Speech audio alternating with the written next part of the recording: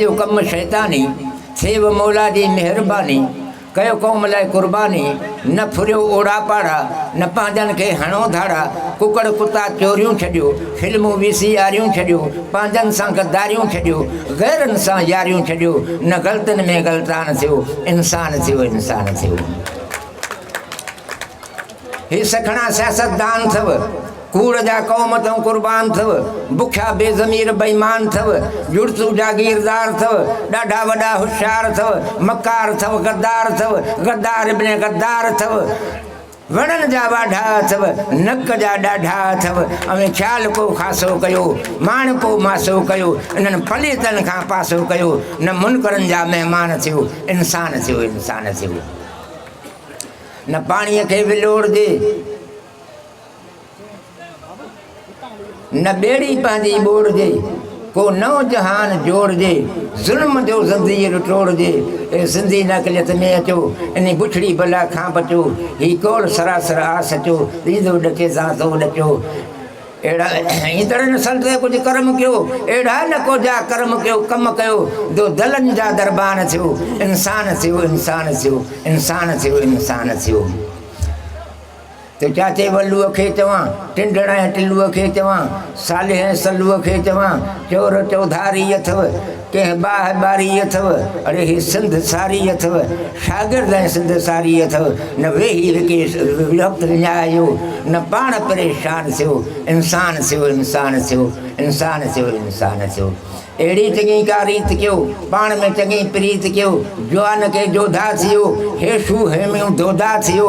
मर्द खे गाज़ी थियो पंहिंजी माउ खे राज़ी कयो जो तव्हांजी सिंध माउ ॾांहुं अखि मेरी करे या तव्हां सां हेरी फेरी करे ॾियोसि अहिड़ी सेखत जो वरी न टेड़ी करे अहिड़ा जंगी जवान थियो इंसान थियो इंसान थियो। अर्ज़ु थियो त हिते ॾींहं जो राति कारी ॾिसां थो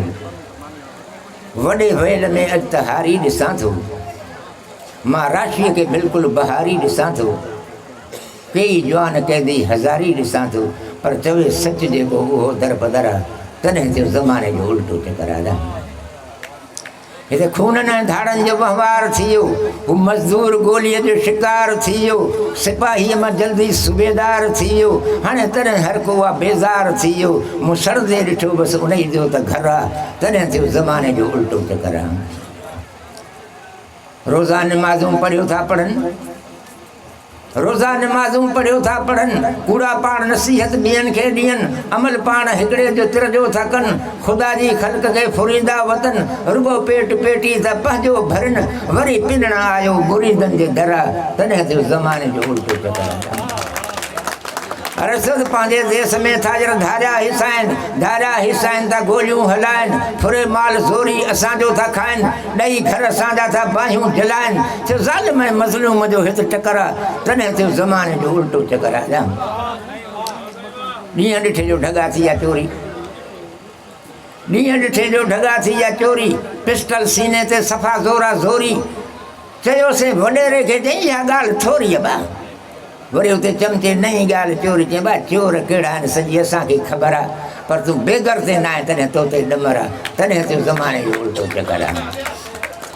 थियो भोतार महिमान छेला कुसनि था कुकड़ ऐं तितर बि तनी लही पचनि था शराबनि जे नशे में बीही नचनि था हॾो रहा बाक़ी जेके बचनि था चवनि था तव्हां लाइ इहो ई फ़क़्रु आहे तॾहिं थियो ज़माने जो उल्टो चकर आहे। 1000 रुपयो फीस ॾिसण जी वठनि था 10 हज़ारनि जूं टेस्टूं लिखनि था मर्ज़ हिकिड़ो दवा बि ॾियनि था बिना पैसे रोज़ानो केई मरनि था काज़ी ही ग़रीबनि सां केॾो कहर आहे तॾहिं थियो ज़माने जो उल्टो चकर आहे। अदा बॻे हिकिड़ो शेर पढ़ंदुसि उन खां पोइ वरी अॼु सॼो इन ई पासे ते हलंदासीं छो त हाणे ॿिया शेर तव्हां ॿुधा आहिनि चए थो हाणे बम मस्जिद उॾारे छॾियो था अड़े पुछो था असांखां नमाज़